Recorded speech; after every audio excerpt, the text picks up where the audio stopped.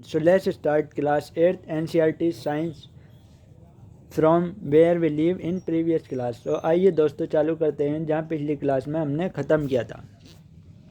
Hormones from pituitary stimulate testes and ovaries to release testosterone in male and estrogen in female. पीयूष ग्रंथि से स्रावित hormone जननांगों को testosterone पुरुष नर में तथा एस्ट्रोजन स्त्रियों में स्रावित करने के लिए उद्दीपित करता है।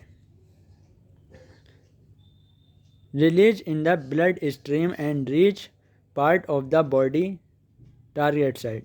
पहले हार्मोन रिलीज होते हैं पिट्यूटरी से। Stimulate changes in the body at onset of puberty.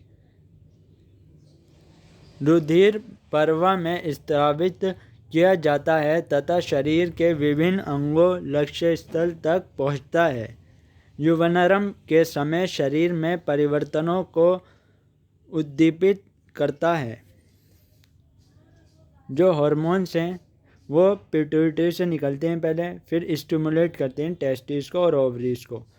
और टेस्टिस से निकलता है टेस्टोस्टेरोन जो कि मेल में होती हैं, और ओवरीज जो कि फीमेल में होती हैं उससे निकलता है एस्ट्रोजन जो कि फिर ब्लड में पिट्यूटरी से ये निकलता है हार्मोन, और फिर ये ब्लड में पहुंच जाता है। रिलीज ब्लड में होता है वो, तो ब्लड स्ट्रीम में and reach part of the body. फिर खून के ज़रिए वो बॉडी के जो ब्लड होता है वीन्स में जो होता है, तो आर्टरीज में, तो वो सब जगह डिस्ट्रीब्यूट हो जाता है। जहाँ हर पार्ट में बॉडी के, जैसे eyes, nose, liver, heart, kidney, तो सब जगह डिस्ट्रीब्यूट हो जाता है जहाँ टारगेट साइट है, जिस जगह उसको पहुँचना है। जैसे ब्लड स्ट्रीम में से सब जगह पहुँच जाता है, मगर इसके जो रिसेप्टर्स हैं टेस्टोस्टेरोन और एस्ट्रोजन जो कि फीमेल में होते हैं, तो ये वहाँ पर जाके टारगेट साइट पे वहाँ जाके बाइंड करता है। Stimulate changes in the body at onset of puberty. फिर स्टिमुलेट कर देता है, फिर चेंजेस आ जाते हैं बॉडी में, बदलाव हो जाते हैं। प्यूबर्टी आना शुरू हो जाता है, प्यूबर्टी की शुरुआत हो जाती है। The onset of puberty is controlled by hormones. यौवनारंभ में शारीरिक परिवर्तन हार्मोन द्वारा नियंत्रित होता है। Paheli and Boojho have now understood that puberty marks the beginning of the reproductive period. Paheli और बुजू अब समझ गए हैं कि यौवनारंभ व्यक्ति में जनन अवधि का प्रारंभ है, जब व्यक्ति जनन की क्षमता प्राप्त करता है। Paheli and Buju have now understand that puberty marks the beginning of the reproductive period when one becomes capable of reproduction.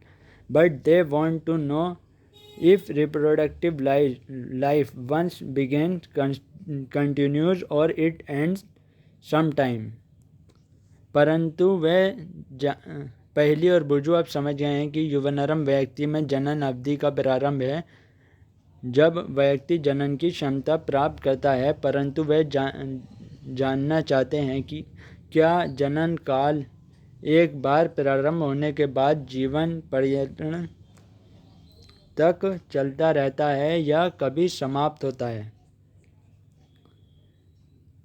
तो पहली और बुजुर्ग को पता चल गया कि रिप्रोडक्टिव पीरियड ऐसा होता है जब कोई भी रिप्रोडक्शन करने के काबिल हो जाता है,